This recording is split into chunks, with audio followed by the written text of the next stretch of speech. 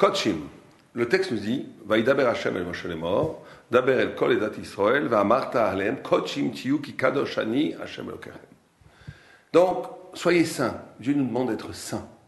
Et Dieu dit une phrase tout à fait mystérieuse soyez saints parce que moi, je suis moi-même saint et je suis votre Dieu. Bon, alors il faut expliquer cette liaison logique entre l'exigence de sainteté qui est ordonnée à Israël, liée au fait que Dieu lui-même est saint. En quoi est-ce que c'est lié? Mais avant ça, on va voir une marloquette, une discussion entre Rashi et le Rambam. Rashi dit, c'est quoi la sainteté? Kotshim tiyu, ave prushim mina arayot o mina avera. Shebechol makom, shaita motse geder arayot, ata motse kdusha. Rashi dit, la notion de sainteté, c'est la capacité de se poresh, on va dire se distinguer, se séparer de la arayot, ça veut dire la libido, la pulsion du désir, des femmes interdites ou des hommes interdits, l'inceste et d'autres avérotes, d'autres péchés. Donc Rashi définit la Kedusha comme la capacité de s'éloigner de la tentation, premièrement des harayot, de la libido, et deuxièmement des avérotes. Le Ramban, sur ce Rashi-là, intervient et dit pas du tout, parce qu'on peut avoir quelqu'un qui respecte toute la Torah et qui mange comme il appelle ça Menouval Bereshut Torah, comme un affreux, qui se comporte comme un épicurien, etc., etc. Donc la Kedusha ne se joue pas au niveau du respect des mitzvot et de la séparation des harayot, des femmes interdites, mais elle se joue au niveau de ce qu'on appelle le reshut, l'endroit où justement Dieu n'est pas intervenu, comment manger, comment dormir, comment vivre, comment l'homme et le juif se comportent justement en dehors du système des mitzvot et des averot, des ordres de Dieu et des interdictions formulées par Dieu. C'est ça la discussion fondamentale dans Kotshim entre Rashi et le Ramban. Comment expliquer cette discussion? Alors, si on regarde les textes, il y a trois axes fondamentaux. Comment expliquer cette discussion? Le premier axe, le plus simple, Rashi, on pourrait presque dire, il dit, on ne peut pas être plus royaliste que le roi. Celui qui fait la Torah et celui qui la fait vraiment, de façon automatique devient saint. Il n'y a pas besoin de travailler sur le reshut, ou plutôt, le reshut doit être une conséquence, la sanctification de l'espace libre où Dieu n'a pas ordonné quoi que ce soit. Quand on mange sa côtelette, quand on regarde les arbres, il n'y a pas ici d'injonction divine, ni en bien ni en mal. Ce vécu-là va être influencé fondamentalement par le rapport au mitzvot. Donc Rashi pense que si quelqu'un fondamentalement respectait la Torah, il serait automatiquement saint.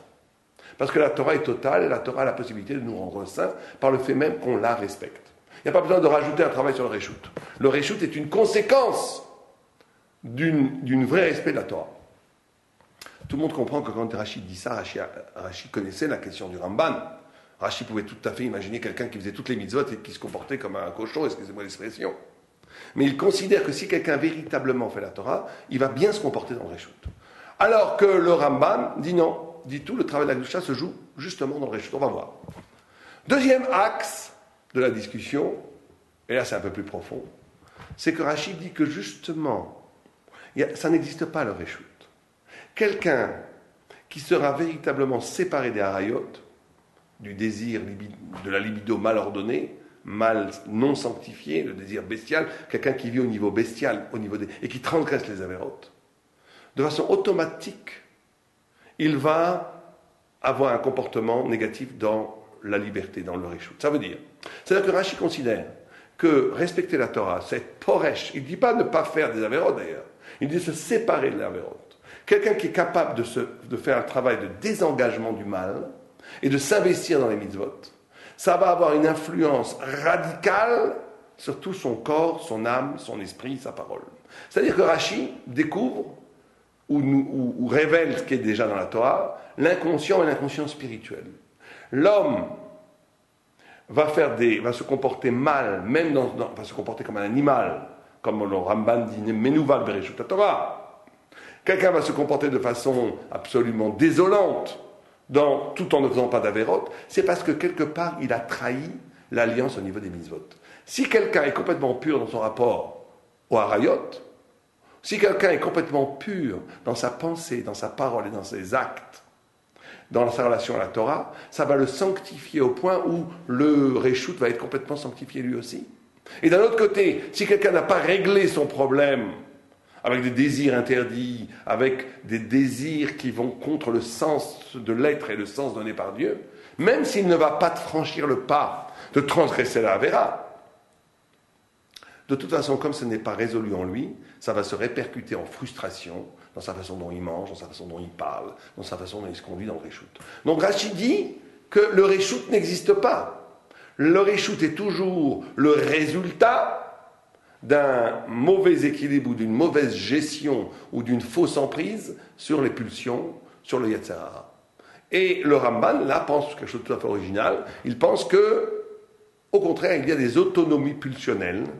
Tout ne se résume pas au harayot, tout ne se résume pas au désir physique. Il y a aussi d'autres formes de pulsions qui, elles, n'ont pas été codifiées par la Torah et qu'il faut travailler dans le Réchout. Et là, c'est une marloquette abyssale très intéressante, à savoir, est-ce que tout est lié, est-ce que toute la vie est liée aux mitzvot, ou est-ce qu'il existe un espace à côté des mitzvot sur lequel il faut travailler. Vous savez qu'il y a une mara extraordinaire dans Sanhedrin, où on cite les conditions et les psukim qui fondent le pouvoir judiciaire juif du Sanhedrin et du Beit Din. Et là-bas, tous les psukim qui sont amenés viennent du Cantique des Cantiques, du Shir HaShirim. Et certains commentateurs disent, pourquoi avoir choisi, pourquoi se fait-il que c'est dans Shir HaShirim qui est la relation amoureuse entre Am Israël et Dieu, qui est choisi justement pour codifier comment on doit être un juge en Israël. Et une des réponses des Balei Moussar, c'est de dire, si quelqu'un n'a pas résolu son problème intérieur, si quelqu'un n'est pas tahor, n'est pas pur, si quelqu'un n'est pas complètement au-delà de la pulsion du désir animal, il ne peut pas dire la loi en Israël. C'est pas comme chez les Goïms. Chez les Goïms, un juge peut être complètement faire ce qu'il veut chez lui. Vous savez, une des grandes lois, une des grandes thèses de l'esprit moderne, c'est la séparation du privé et du public. Chez vous, vous faites ce que vous voulez, du moment que vous vous comportez bien en public. Dans la Torah, c'est pas comme ça. Dans la Torah, le juge ne peut pas dire la loi de Dieu s'il n'est pas intérieurement complètement rédimé, purifié, kadosh, justement saint. Et c'est complètement lié. La loi ne peut pas être formulée, ne peut pas être comprise par quelqu'un qui n'a pas résolu ce problème de midot et ce problème du désir. S'il n'est pas, et on va voir à la fin comment est-ce qu'on peut arriver à cette kedusha, à cette sainteté. Et donc ça, c'est la deuxième discussion entre Rashi et le Ramban. Est-ce que tout est lié ? Est-ce qu'il existe des espaces existentiels, des espaces dans la vie qui n'ont aucun rapport avec les mitzvot sur lesquels il faut travailler ? Ramban dit oui. Il y a tout un espace qui s'appelle le Réchout, dans lequel il faut travailler pour être un homme, pour être un juif, pour être un tzaddik, pour être un kadosh, justement, quelqu'un de séparé, dans la liberté elle-même, dans le Réchout. Rashi dit ça n'existe pas. Ça n'existe pas. Parce que tout est une résultante de la frustration d'un désir qui n'a pas été sublimé ni dépassé, et qui fait qu'il se répercute de façon négative dans le Réchout. Donc, ça c'est la deuxième façon d'expliquer la marloquette. Troisième façon d'expliquer la marloquette, et c'est peut-être la façon la plus profonde, extraordinairement intéressante, j'ai trouvé, c'est à savoir comment vivre sa vie. Rashi considère que le sens de ma vie est inscrit dans le ciel. La vie d'ici-bas doit se conformer aux mitzvot, aux injonctions divines. En d'autres termes, ça peut être incroyablement inventif, productif, même on peut mettre toute son âme pour ça, il faut mettre toute son âme pour ça. Mais en fin de compte, le sens de ta vie, tu vas le trouver dans les mitzvot. Tu vas le trouver dans les mitzvot. C'est les mitzvot, c'est les tzivouilles d'Hachem, c'est les injonctions divines qui vont donner un sens à ta vie. Il n'y a pas de lieu personnel, de Réchout, Efker, de lieu en toi qui soit séparé de l'injonction divine. L'homme réussit sa vie par un mouvement de bas en haut, en essayant de calquer son existence à partir de l'appel de la révélation de Dieu. Et c'est à ce moment-là qu'il devient véritablement lui-même, paradoxalement. Le Ramban pense que c'est pas comme ça. Le Ramban pense que les mitzvot sont une révélation de Dieu qui nous sont données, mais à côté de ça, il y a tout un espace qui est purement humain, où Dieu n'intervient pas. Et c'est à l'éclairage des mitzvot qu'il va falloir donner un mouvement là, plutôt, pas de haut en bas comme Rashi, où c'est Dieu, où les mitzvot définissent l'homme, mais c'est où l'homme, à partir du bas en haut, qui va essayer de donner un sens au Réchout. Il y a une liberté beaucoup plus difficile pour le Rambam. Pour le Rambam, il ne suffit pas de calquer sa vie au mitzvot. Pour le Rambam, justement, l'épreuve de la sainteté se joue au cœur même de la liberté, là où Dieu n'a pas parlé, ou là où il y a un retrait de la parole. Comment tu te comportes quand ici il n'y a plus de mitzvot, plus d'avérotes, il n'y a plus que ta liberté. Pour le Rambam, c'est là où se joue la sainteté. Pour le Rashi, ça n'existe pas. Pour Rashi, toute la notion d'existence, c'est d'être capable de coller sa vie à une exigence de l'au-delà, de rendre sa vie humaine divine. Alors que pour le Rambam, c'est le contraire. C'est rendre la vie humaine absolument humaine, où elle rejoint l'espérance de Dieu, mais Dieu n'est pas intervenu à ce niveau-là. Donc on a 3 façons d'expliquer cette marloquette. La fin du passouk est tout à fait extraordinaire, puisqu'il nous dit « Soyez saints, parce que moi je suis saint ». Et là, on rentre à un des secrets les plus profonds de la Torah. Secret incroyable. C'est que la Gdusha vient du fait de la relation à Dieu, comme dit le Ramchal. C'est ma relation à Dvekut, le fait que je sois lié à Dieu qui me rend Kadosh. Et c'est quoi être lié à Dieu? Alors, avant tout, c'est d'imiter son anaga. Vous savez que toutes les anagotes qui sont demandées à l'homme, on ne demande jamais une anaga, on ne demande jamais un comportement à l'homme, si ce comportement lui-même n'est pas un comportement que Dieu exerce. Pourquoi est-ce qu'on doit être bon? Parce que Dieu est bon. Pourquoi être rachum, ou rachum, gamafata, rachum? En d'autres termes, lui est compatissant, soit compatissant. Lui est juste, soit juste. Lui est bon, soit bon. D'ailleurs, les frères des Midot, on se comprend la sniout, où est-ce que Dieu se manifeste en sniout? Ou bien la ira. Dieu n'a pas de ira. Bon, ça serait un coup en soi. Mais il faut trouver une anaga de ira. Comme le paradis sacré dit, la ira, c'est la notion de shakai, de dai. Dieu arrête. La crainte, c'est d'être capable d'arrêter. Bon. En tous les cas, on ne demande pas à l'homme un comportement si ce comportement n'est pas exercé par Dieu lui-même. Et donc, la Gdusha, on est Kadosh que Dieu est Kadosh. Ça veut dire quoi Dieu est Kadosh? Ça veut dire que là, on va dire quelque chose un peu difficile pour certaines personnes, que plus Dieu, dans notre esprit à nous, prend de la hauteur, moins on réduit Dieu à l'image idolâtre d'un Père Noël ou d'une projection psychologique, plus on est capable de supporter la hauteur de l'infini de Dieu. Plus on le sépare justement des représentations de l'être, de la matière, plus un point intérieur en nous s'allume qui nous purifie. Et ça, c'est un mystère extraordinaire. C'est le mystère de l'alliance. C'est que l'alliance, on dit koret brit. Couper une alliance. Alliance, ça veut dire lien. Koret, ça veut dire couper. Le Gaon de Vilna dit ces 2 termes contradictoires.